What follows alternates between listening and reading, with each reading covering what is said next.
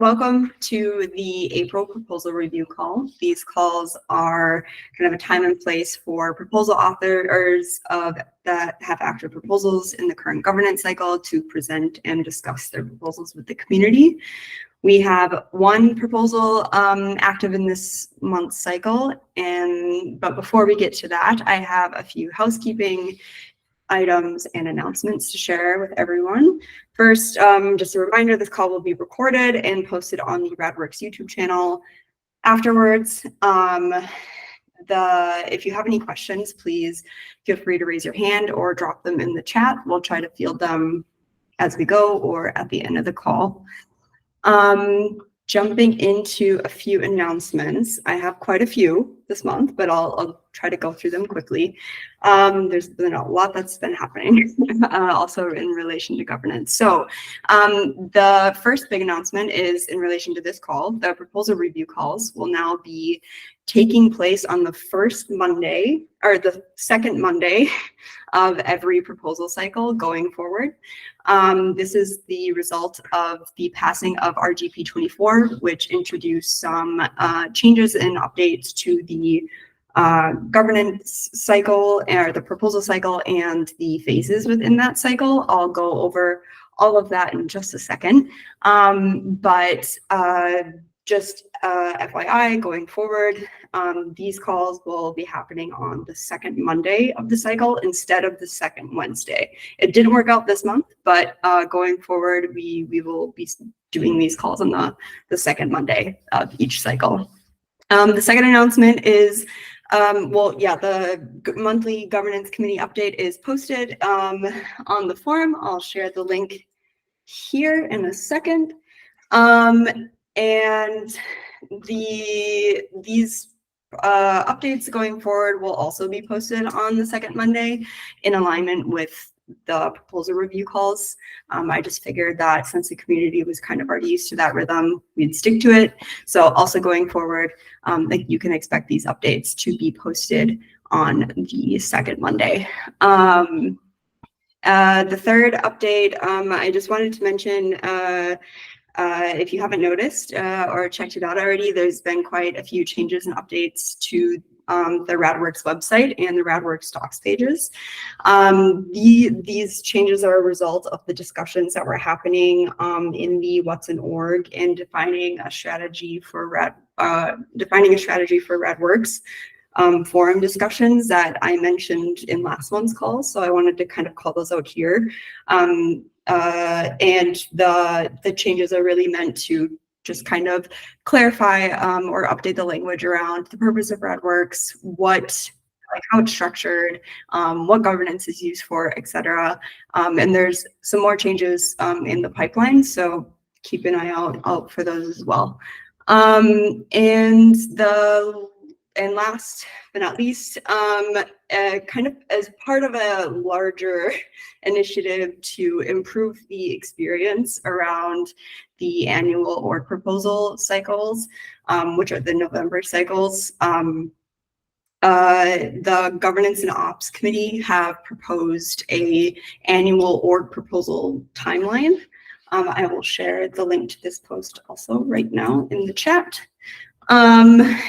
And the purpose of this timeline is really to help the community prepare and plan for these cycles that, as we know from last year, are very intense in terms of amount of information being shared, the importance and significance of the proposals that are being assessed and refined during these cycles. So we want to make sure that the community has the time and space and information they need to assess these very significant proposals, and as well as give the proposal authors some more time and support in refining and updating, implementing feedback into those proposals. So go check this out.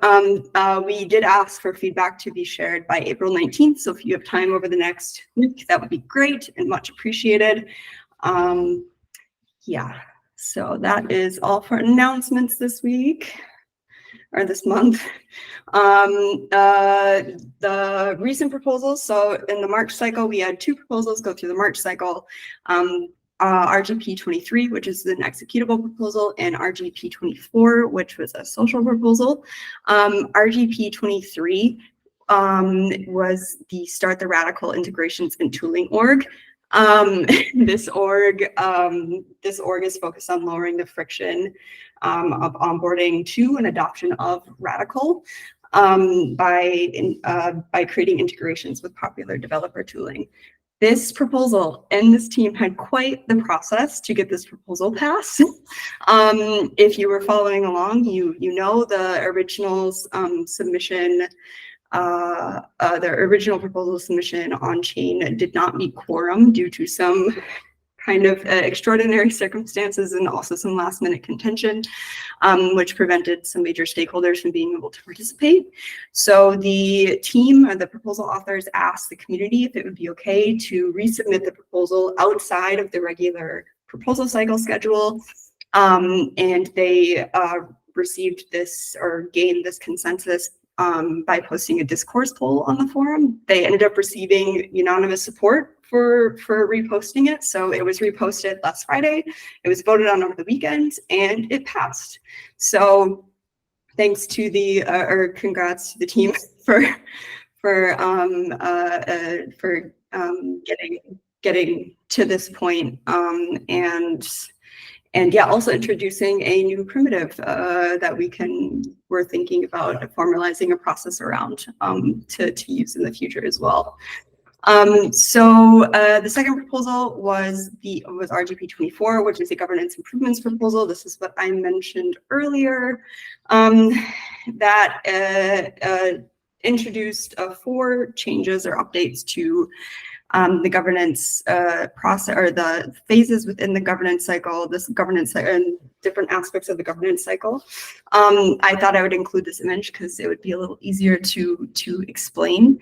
So the top image is a screenshot of the previous governance proposal cycle, and the bottom screenshot is of the now updated proposal cycle, including the changes that were in RGP 24. So the first important change that happened is in the purple box. It changed the deadline of when you can submit a proposal to be included in a governance cycle from the second Monday to the first Monday, aligning with the beginning of every proposal cycle. So this is the main change here is then to allow for 2 full weeks between the time the proposal is posted and when the proposal goes into formal review. The second change, which I already mentioned, is in the pink box. It moves the proposal review call from the second Wednesday to the second Monday, also to allow more time between the call and when the proposal goes into formal review. Both of these changes were suggested in response to a lot of feedback from community members, but also from proposal authors, just to have more time to review and implement feedback on proposals. The third change that this proposal implemented was changing the name of the first phase of governance from discussion to request for comments. This was really just to kind of highlight the intent of this phase a little bit more clearly in the title. And the fourth change, actually, I don't have on the screen, but it removed one of the proposal types. There were previously 3. It was executable, social, and consensus.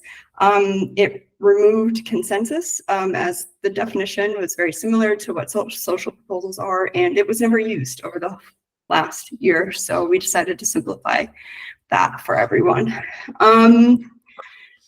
Yes, okay. So before I go into the active proposal for this month, any questions about anything that I just went over?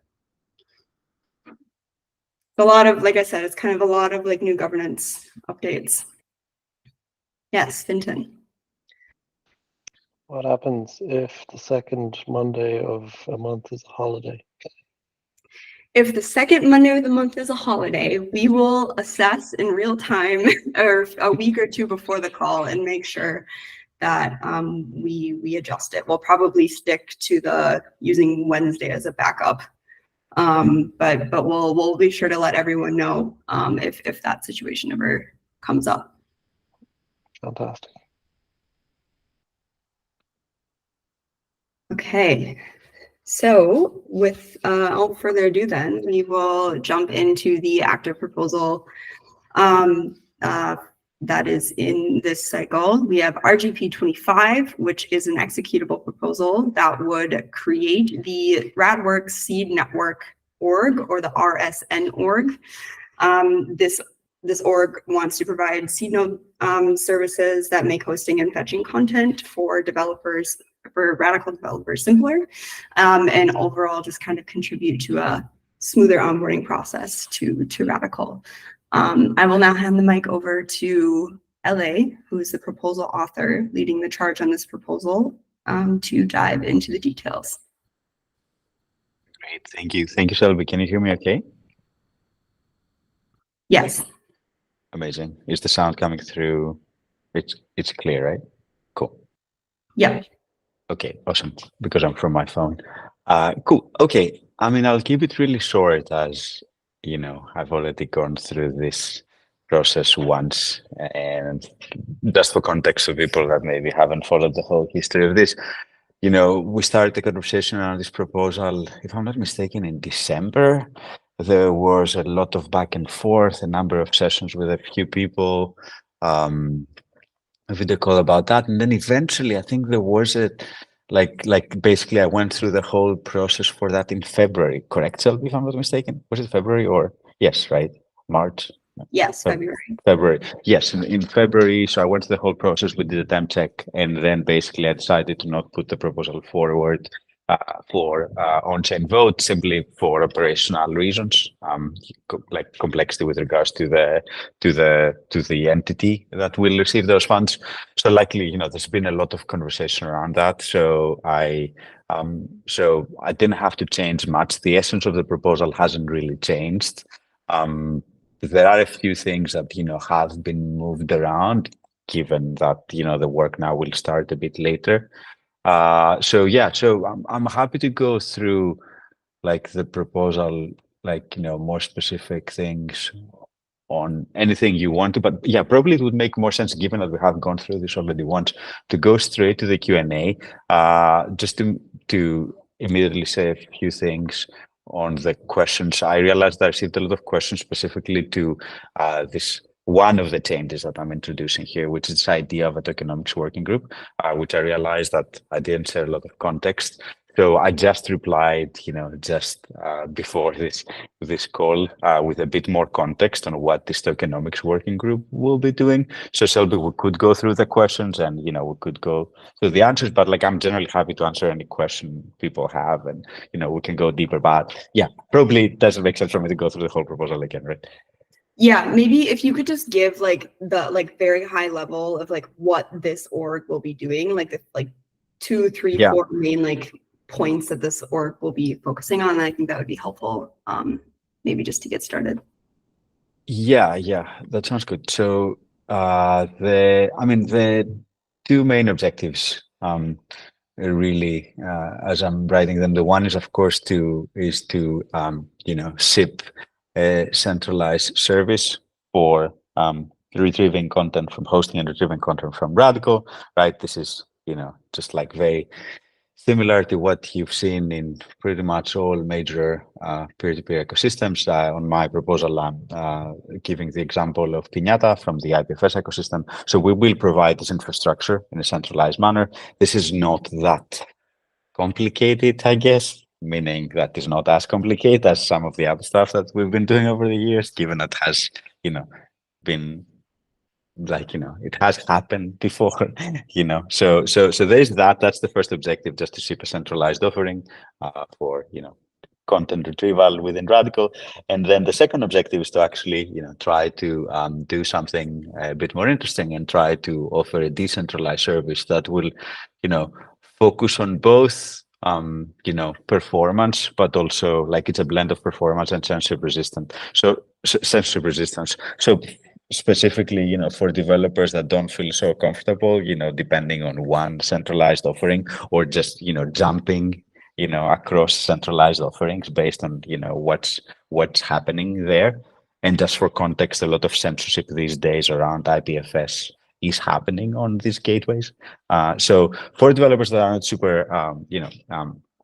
excited about that, the idea is to explore a different type of service that will coordinate a number of these different seed node providers through the use of tokens, and provide a decentralized alternative to that. And the main objective that we have for this year with regards to that is to just ship an incentivized testnet in Q4, if I'm not mistaken, is the latest date that I have there. So these are really the two main objectives. Everything else is, is basically work required for those two things, which is, for instance, to just hire, 3 distributed systems engineers, right? So 2 fully operational, I guess, fully IC individual contributors, and then potentially 1 team lead to replace myself. Additionally, is to create a Tokenomics Working Group, which we will, touch on a bit more in detail, but this is, it's a temporary group that will consult on a set of very specific questions with regards to pricing, how to price some of those services, what is the right way to price some of those services. And then additionally, this group will be given a very specific design that I've been working on, and basically like try to also consult on mechanism design on certain, like setting certain parameters. And I can provide examples if this is of interest, right? So there is a lot of work that is required in order to be able to, accomplish these 2 main objectives: to, 1, ship the centralized offering, and then B, ship the decentralized offering. And then of course also by the end of the year we also want to show traction in specifically on the centralized offering. And traction here is of course revenue, right? It's basically people paying for those services, and see if this is a viable source of income for this organization. So that's kind of that, I think. Don't know if I forgot anything. I'm looking at my notes as I speak.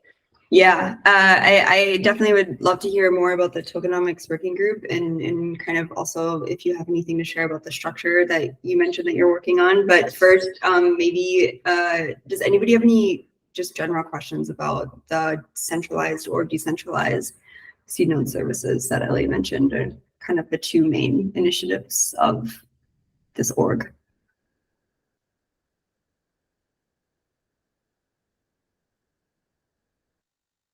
Yeah, go ahead. Question. Oh, thanks, Joey.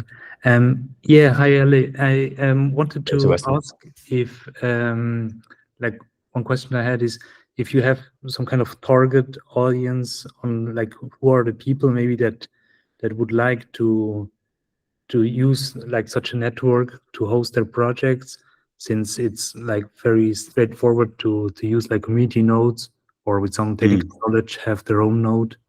So yeah, if there's some No, sounds great. So for the centralized service, I'm thinking specifically, about the specific market segment that the Radicle org is already focusing on right now. And I don't know how many people have that context, but from my interactions with the Radicle team, right now they're focusing on 3 main communities. The one is something that they call force traditionalists. So this is just like, traditional force developers. Many of them are not even on GitHub, right? Many of them are still using alternative workflows, right? So there is that working group. Then there is, there is that market segment. I'm sorry, working groups.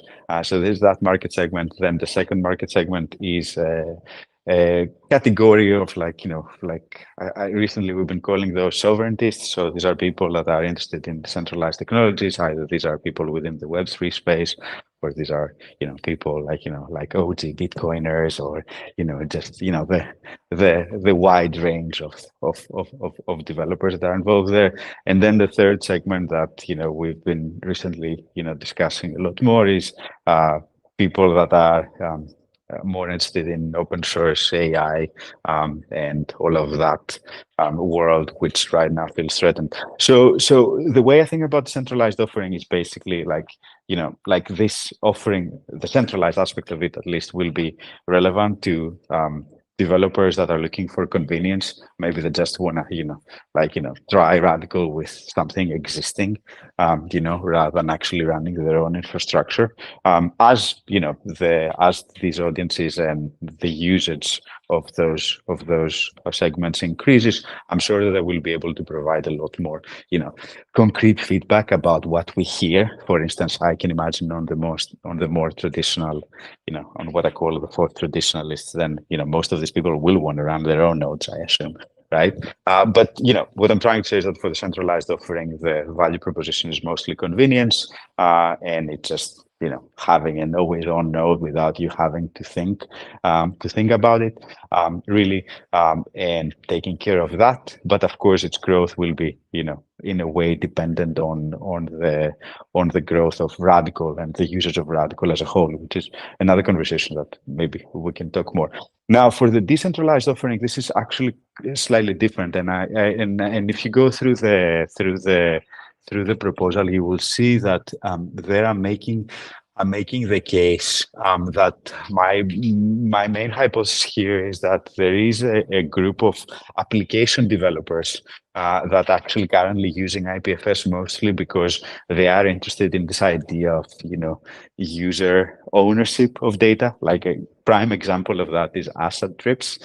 So we are using IPFS because we do not want to operate any databases, right? And we want to enable users to be in control of their data. And what's interesting with this with this audience of application developers is that what they're after is a blend of things. So you are, as an application developer, of course, you're interested in performance, right? Because you actually your service depends on that performance, but also you're interested in some form of relative censorship resistance. And there on the proposal, I'm making the case that, of course, there's nothing more resistant than, of course, relying on a gossip network. But for an application developer like Drips, for instance, it's a thin line between some of those things, right? And I really think that this is application developers that are looking for a blend of performance, user, ownership of data, which is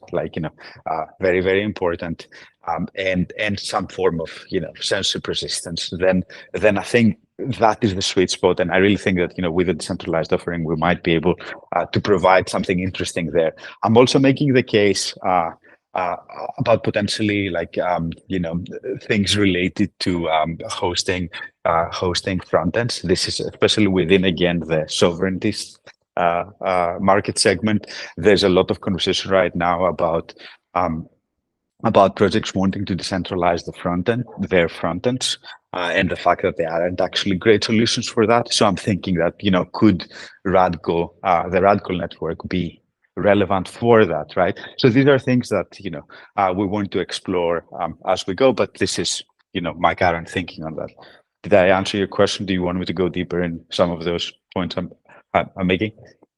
No, thanks, Eli. It's great. Thank you very much for the answer. Thank you. Oh, Sebastian, one more thing that we actually currently exploring, which I think could be interesting, is that with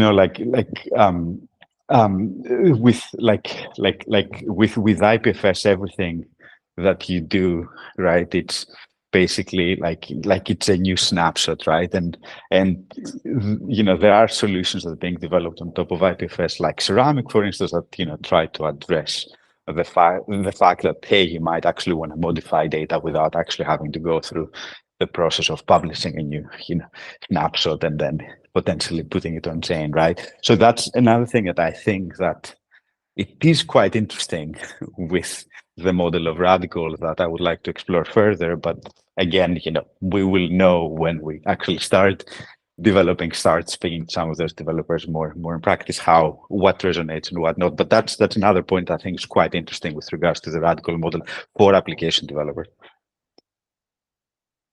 Thank you, Eli. Very helpful. I think Bordeaux had a question. Not really a question, more just a comment about the convenience part. I can imagine that the convenience will I'm more just explicitly calling something out, but just like the convenience, I think will be really good for onboarding people. And to Ellie's point about people wanting to try it out, like it might give them the opportunity to try it out on like a service that we offer, but that could also lead people down a path of hosting their own nodes and going like, oh, this is easy enough, I'll just do my own thing on my own node. So I just see it as like a really good onboarding opportunity. Cool. Yeah, no, I agree. I agree. For some of those segments, I think, that might be a nice onboarding, just like, okay, you get the node and you don't need to do much, right? Like, for some of the segments, like the one that I mentioned, for traditionalists, I can imagine that this might not be so relevant, right? Because they love that side, at least the way I understand that audience. But yes, I think, convenience for the centralized offering is definitely like, it's a pattern that has been observed repeatedly around peer-to-peer networks. So I don't imagine this to be very different here, despite the fact that actually, setting up a node is super easy, with Radicle as is. But I guess, managing that node might not be, the simplest thing for us.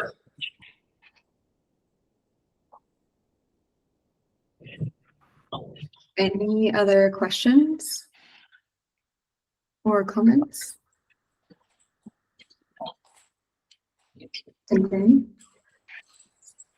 I'm just kind of curious on, the management side and the avenues that you're planning to take when things are inevitably not working on the protocol side. What kind of communication avenues will we take? Will there be developers who are interested in providing help on the protocol? Those kind of questions. Yeah, no, I mean, it's a great question, and I'm glad that you're asking this because, obviously because of my history with the project, I do understand that I have influence, over things, right? So I get that. So my thinking, was that, again, to me, this was again another argument of making this team somehow completely separate, making this a separate organization, and then eventually also, as you will see on the proposal, I don't plan to be there. I do not want to be there per se. I just think that this is something that, I think it's, something that we as an organization need to be starting. I realize that, I have done this in the past multiple times. So I feel that, I should do this and, eventually get out. But with regards to the communication channels, my thinking is that, there's nothing different. Basically, this team will be participating on Zulip, on the conversations that are happening there. And as I said previously, ideally, it contributes some, patches left and right, or, some fixes. Yeah, I guess, no, contribute some patches left and right, but I don't know if I think this will happen. I don't want the expectation to exist with a Radicle protocol team, but I think it will naturally happen.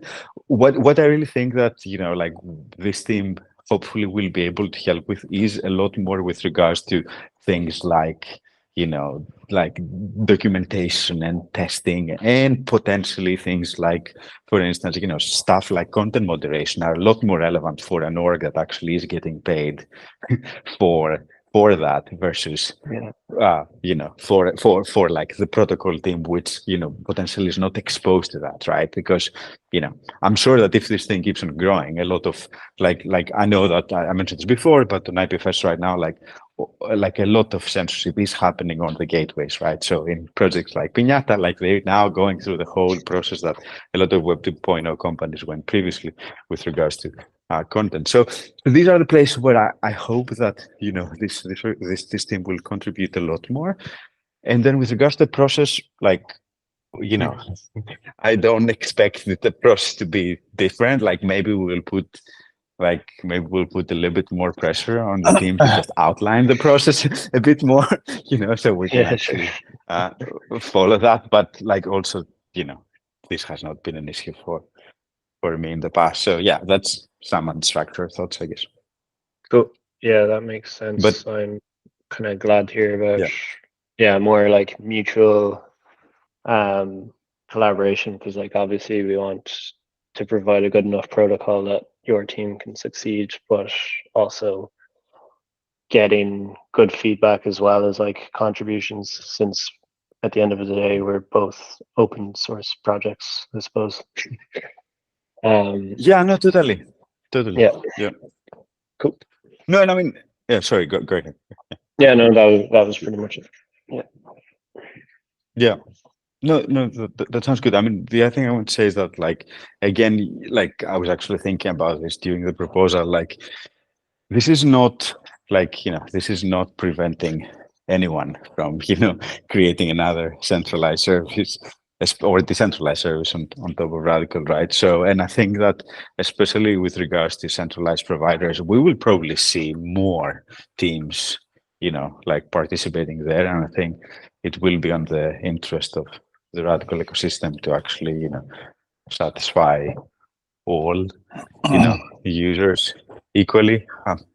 Big question mark. I think this is something that, like, let's see how incentives evolve. But yes, like I think I like from a personal standpoint, I want this to remain neutral, and that's what I will say. And if that doesn't remain neutral, please call us out and call me out that I'm using my influence to just push my my patches or whatever. All right, we have that on recording. Exactly. This is exactly what I want you to do. So you can call me out in the future. Cool. Gordon, did you have another question, or is that an old hand? An old hand. Okay, cool. Any other questions or comments? Otherwise, I would then maybe like to move into the discussion around the Tokenomics Working Group. If there's nothing else. Okay, maybe we dive into that then. Ellie, I did see, one. Yeah, go ahead, whoever's raised their hand. Yorgos. Yeah, hi, it's me, Yorgos. Yorgos. We've seen some during these kind of first few days and weeks of Radicle going out. We've seen quite a few people interested in kind of the crypto funding of Radicle. And there have been concerns. There are people who are concerned about the fact that we're crypto funded, and I think that's fine. I think I don't think that's something we should worry about. But when we start talking about the RAD token getting some other utility function, it's not it's not very far from people coming to us with like, oh, Radicle is another pyramid scheme. Pyramid scheme of what? Which is what people accuse like a lot of crypto projects for, right? That it's just a way for people to make money. Tulips. The question is with this tokenomics working group, how do you think we can avoid that? Yeah. Yeah, no, it's a good question. I'll just I'll like my thoughts on that one is that, you know, like when Claudia and I started this project, you know, we both got very interested in everything that's happening on the cryptocurrency world. I understand that, you know, it's still this topic that is divisive, but, you know, for us, it is what it is, meaning that, you know, we have taken our own stance, like, you know, it's really, you know, cryptocurrency that is making, you know, a lot of this possible. And I think this is something that we have, you know, discussed. Like, it's obvious, and of course we also have discussed, you know, this in the past. I feel that, you know, what we've done in order to address some of those concerns previously, which I also thought, having somehow experienced the evolution of all the different iterations of Radicle, I think on the last release, I thought that, like, you know, this was managed really well, right? Where we have, you know, we clearly communicate that, well, there's the Radicle protocol, and the Radicle protocol does not depend on any blockchain. You don't need to use a blockchain. We understand that this is divisive, but at the same time, you know, the funding for this is coming from an organization that is, you know, related to the cryptocurrency industry, and that's, you know, also, you know, what it is. So my answer to that is, I think, you know, the one thing that we should do is, of course, you know, keep the Radicle protocol, continue to take this very focused and, you know, minimal and simple approach with regards to the Radicle protocol. This is something that I'm also, you know, very keen on. And I think this was the right strategic decision. So continue to do that. And then the second thing that we should do is, you know, anything cryptocurrency related belongs, in my opinion, at least, a lot closer to Radworks. I don't know if a lot of people noticed, but for instance, I renamed this proposal from Radicle Seed Network to Radworks Seed Network to, for instance, again, communicate that there is a core protocol here, that it's not, you know, relying on, doesn't need a blockchain, but, you know, this is something that is built on top of it, that is, you know, optional. You don't need to actually use it if you don't like that. So manage the communications, manage our communications again, you know, like, with that in mind, is something that I feel over the years we have gotten a lot better at, right? So I think we should continue doing that, keeping the, you know, Radicle protocol team and the Radicle protocol itself very, you know, simple, minimal, focused, you know, on what it does today. I think that would be the second thing. The third thing that I'm thinking that we could do is potentially we could brand the services differently, right? So, you know, like for the centralized service, for instance, you know, my thinking, and I'm writing this on the proposal, is that, you know, if you consider crypto scam but fiat money not scam, then, you know, maybe you can, you know, like, basically you could have the ability to pay with fiat. So, you know, maybe we could brand those two services differently. So the centralized offering is X, and then the decentralized services is Y, right? Because the one is actually, you know, you will have the possibility to pay with fiat, while on the decentralized offering, I don't know if you will have the possibility to pay in fiat. You might, and we might have to do some, you know, shenanigans on translating that into cryptos. But yeah, these are three things that I think we should be doing. But I think most importantly, it's yeah, I think most importantly is that it's number one is that we continue to communicate, you know, we continue to be transparently and communicate transparently and yeah, manage that actively. For instance, like, I really love that on the FAQ of Radicle right now, you know, we actually have the proposals, how much money this organization has been receiving over the years, simply because we're doing this in the open, right? So I would love, for instance, you know, if I could do this for GitHub, well, guess what? I can't, right? So, you know, so there are a lot of positives to this being a DAO, this being, you know, a crypto organization that is working in the open. So yeah, these are some thoughts. Yes, thank you. This is, yeah, I agree, and I do think also that, you know, for there's probably a sustainability story Question. for Radworks itself that can play nicely into this. A lot of Yeah, people totally. have brought up this, you know, how is Radworks sustainable? And yeah, I think that's also a nice kind of way of explaining to people that this could be one of the ways that, you know, this is sustainable and we can continue funding, you know, protocol development and research and all this stuff for years to come. No, So, yeah. precisely. Yeah, and no, that sounds great. And this is actually also a great segue towards the Tokenomics Working Group. This is indeed, you know, one of the ways I think that, you know, Radworks could become sustainable. You know, is it the only one? I don't think so, but this is definitely, like, you know, one source that we could explore over the next few months. And yeah, you're right. I think, like, the stronger the more sustainable this organization gets, the more confident also users will be in the fact that, you know, its services will be around forever, despite the fact that, of course, everything we do is free and open source software. But yeah, it seems that people want to also feel that the organization will be around for even longer somehow. So yeah, definitely.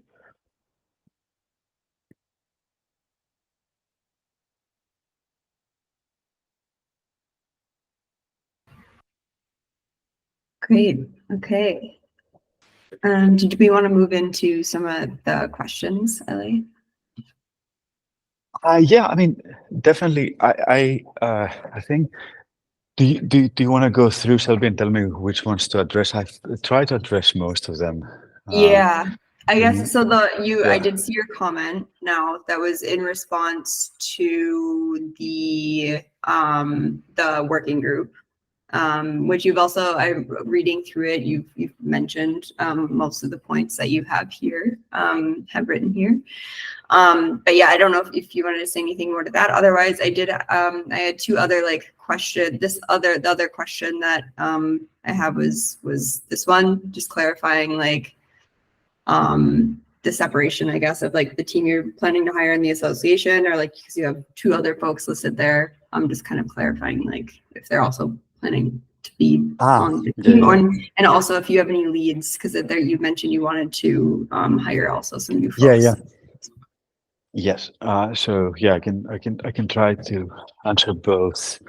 So with regards to the association members, no, there's no, there's no expectation that these members will conduct any work outside of me in that team. If you remember on the original proposal, it's basically this is a new organization, this kind of uncharted territory, right? It is now, it's not anymore, but because of your organization. But it's the time it was originally proposed was the first organization that will be start from scratch. And for that, we were looking for a group of existing known and trusted contributors to oversee this basically budget and the execution around that, just to make sure that there's there are enough checks as we getting started. And I didn't want to start a for-profit company. I wanted to start an association and involve more members. And then immediately when you go down that, okay, who else could be in addition to me? Then I just actually started asking individuals that have already done that. And by the way, I will update this because there will be a few more people that will be added. So we will add one contributor that is based in Switzerland, and right now it seems that Yanis will be that, and I will update this in the proposal. And then also we wanted to have another person as well, and it seems that Yorgos will be that as well. So the list of the members will actually change will be updated based on activity that is happening today in order to address a few more things, have wider basically geographical range, which is desired. So that's on the first question. So expect this to be reflected on the proposal. And then the second one with regards to current leads, I have the job ads that I've had now since back in February that I have shared already, this descriptions with some people already, both internally and with certain specific individuals that I have in mind. I'm actually, interviewing someone already next week, so I don't have anything to share that I can tell you with confidence. It's still very early on, but I have a few individuals in mind, and I'm also proceeding in some of those conversations, but I don't have anything to just say right now that like, hey, this is the person or whatsoever. Also, I don't have the funds yet, so yeah. Great. Yeah, thanks. Yeah, it'd be great if you could update that section of the proposal on the association first. That'd be awesome. And yeah, sounds around the leads. Yes, Abby. Is this a time to ask like another question, just a follow-up question on the token working group? No, I think that's fine. That was like the tokenomics working group is kind of the last like big portion of the questions anyway. So go ahead. Okay, cool. Yeah. So I think my question is just more so related from the outcomes of the token economics or tokenomics working group. So in your reply, I wrote this as well in the discourse forum to the defining a strategy for Radworks post. You stated that like the funds that for the tokenomics working group will be used to evolve the value propositions of the RAD token. So from your perspective, what should like RAD token holders expect from, coming out of this year with regards to that specific topic? I think having these kind of outcomes a little bit more defined will also give, people a better picture and more context on, basically how the RSN is going to be evolving the value propositions of the RAD token. So yeah, any thoughts on that would be great. Yeah, no, that sounds good. So the tokenomics working group will focus exclusively on the value proposition that I'm outlining with RSN. So this is not a group of people that will look for opportunities across the board or like try to update like basically like in order for us to update or to evolve, I guess evolve might be a better word, to evolve our tokenomics, then there needs to be a function, like there needs to be like an idea about why that is, right? And for me right now, like the only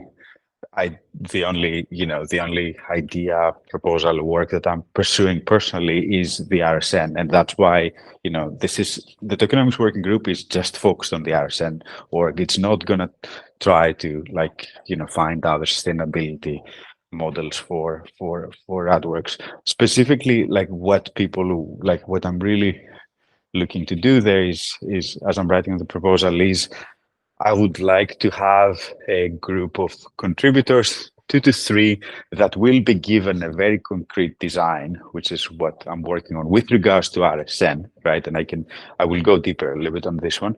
And then, they will provide recommendations with regards to how to price some of these services, and then B, like they will provide recommendations with regards to configuring certain parameters. For instance, like there will likely be some staking of RAD tokens in order for you to be able to get the right to perform some work for the network, right? To provide like a feed node for the network. So, how to think about that, like, or other, like in the design I'm currently working on, there's this idea of a take rate where the network, because it coordinates, a number of infrastructure providers, when a user pays when the user pays the network, for instance, like what is the take rate of that, right? Like what does the network keep? So there are a number of like really technical technical questions with regards to either pricing or mechanism design, where I will look for a group of people to provide their recommendations. So they're not going to be, they will be given something very concrete, and they will give back some recommendations that the RSN team will take and decide if they want to implement or not. And then eventually the goal is to actually have, those answers, and then go on a situation, have basically incentivized testnet at the end of the year. And then from that point on, basically use live evidence in order to actually further configure, some of those, basically the core mechanism. So this is kind of what I'm thinking. So with regards to your question about, what should token holders, Radicle token holders should expect, they should expect that there will be some form of value accrual towards the Radworks treasury, as in the decentralized offering, users will be paying the network in Macaron design in stablecoins in order to access some of those retrieval services. And then also they should expect that there will be some form of some function of staking, where basically, you are required to hold the token in order for you to be included in the set of infrastructure providers that has the right to provide some work. And we're going into more technical stuff here, but I think these are the two main expectations. So the RAD token, will evolve beyond just being solely a governance token, right? The Radicle treasury, the Radworks treasury, will have some income if this decentralized service goes live. And then also the RAD token will be used to coordinate some of those different infrastructure providers via, staking and a game around that. So I think these are the three expectations that I can tell you with confidence today, that, this you should expect. Nothing beyond that, though. I don't have any other idea beyond that.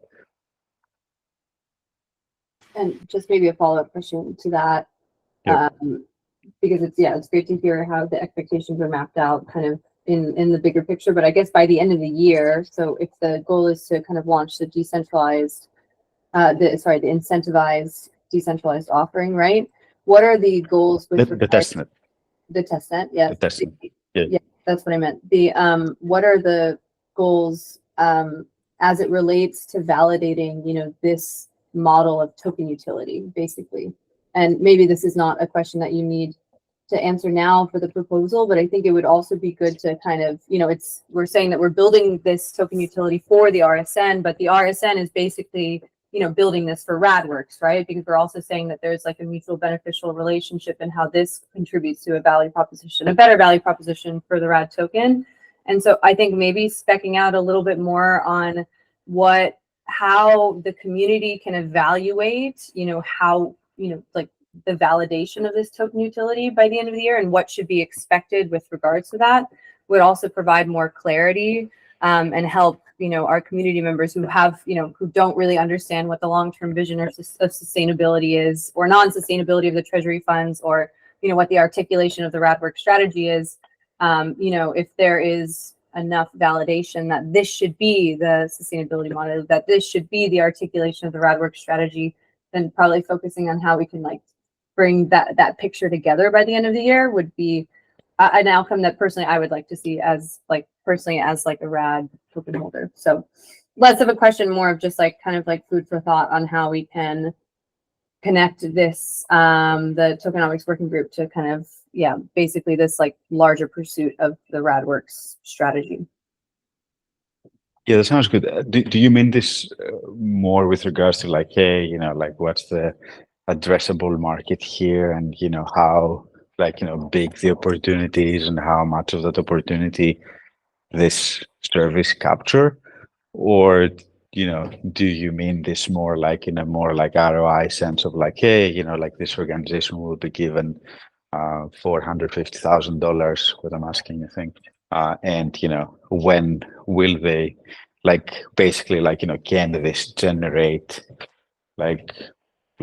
can this generate an ROI? Like, do you mean this, like both of those things, or you mean something different? I think it's a little bit of both. I think it's more just enough information that for come next year, when runway's tighter, we have another year closed, we're going into next org proposals, and we have to continue navigating our priorities. How will we know that what the RSN has built is the strategy to be pursuing, for the best interest of Radworks sustainability, right? And I think we all know that, we all have this aligned sense that it is, that this is the idea that we want to move forward with, but it's also how do we evaluate, that and validate, that idea by the end of the year, and what information can we put together in terms of what the potential opportunity space is, what potential impact the testnet has on the Radworks ecosystem and the RAD token by the end of the year. So kind of just more framing the Tokenomics Working Group as less just as in support of the RSN, and more so we're helping the RSN paint the picture and structure the validation of this idea as it also relates to Radworks strategy. Yeah, I'm not sure that this will be the right group. At least the way I have designed this as is a lot. It's a lot more focused on basically pricing and mechanism design. How can you design this in a robust way from an incentive standpoint. But maybe we can continue on this one on the forum, because I think that it's not the RSN's team job to somehow provide the Radworks strategy, in my opinion. And I also I don't know if this is a personal opinion, but I don't think that this needs to or should be the only revenue source for this organization. I think that especially as we're evolving with our two core products right now in the market, seeing growth, I'm sure that there will be more opportunities.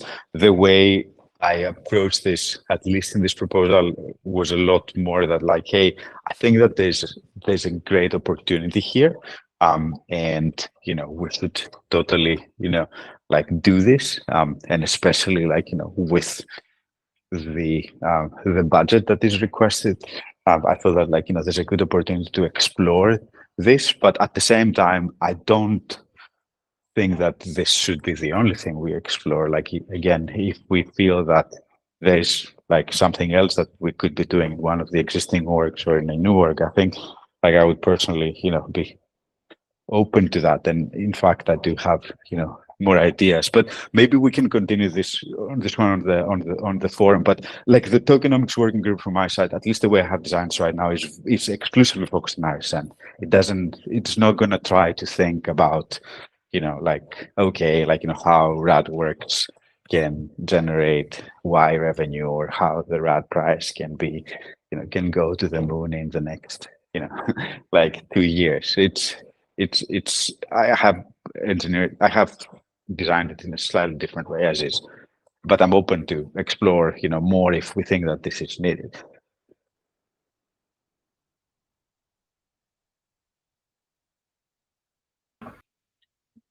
Great. Okay, so we are actually up on time, but if there's any last quick questions, comments, clarifications from anyone, I'll allow it.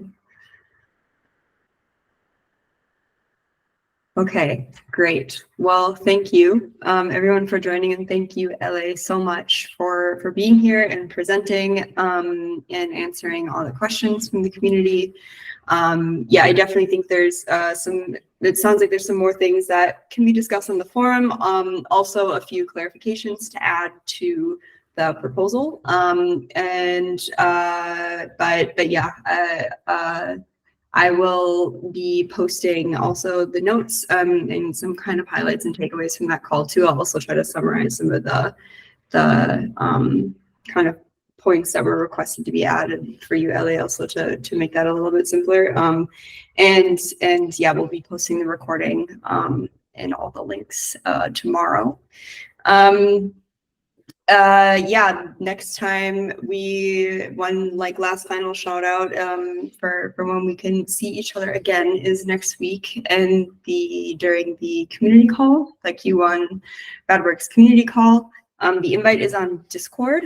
If you want to go check that out or pin that for next week. Otherwise, yeah, we will see you in chat on the forum. Thanks, everyone. Thank you. Thank you. Bye. Thank you. Bye bye.